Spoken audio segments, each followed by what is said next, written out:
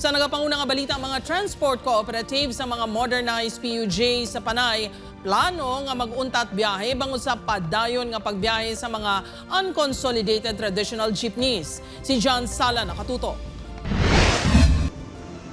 Dako nga kapenadihan sa mga kooperatiba sa modernized public utility jeepney ang kompetisyon sa mga kolorom nga units ang traditional PUJ nga nagabiyahe sa gihapon sa syudad sang Iloilo.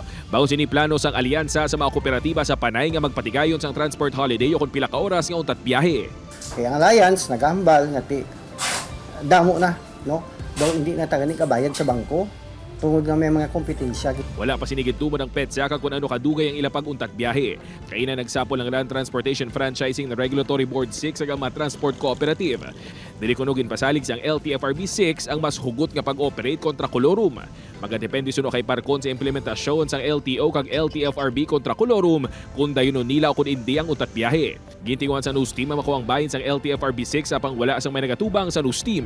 Wala man nagasabat sa tawag ang Regional Director nga si Richard Osmeña. Ang Regional Director sa Land Transportation Office 6 nagapati naman nga magluwas sa rason sa mga kooperatiba sa ila pamahog sa utat biyahe. Posible nga nakaapekto man sini ang pagpahugot sa ila operasyon batok sa overloading sa mga modernized PUJ. Siguro may arapat ay kinatasyo militing ang aton siniya kung ano ang makita naton nga kinanglan tagaan sa atensyon sa law enforcement naton ano nang ginahimo naton. Hindi diyan. No, kami kung ano ang programa sa LTO, LTFRB, mas pabor na sa amon, no. Sa piyak sini nagpanawagan si Eduspan nga hindi na pagdayunon ang utat biyahe.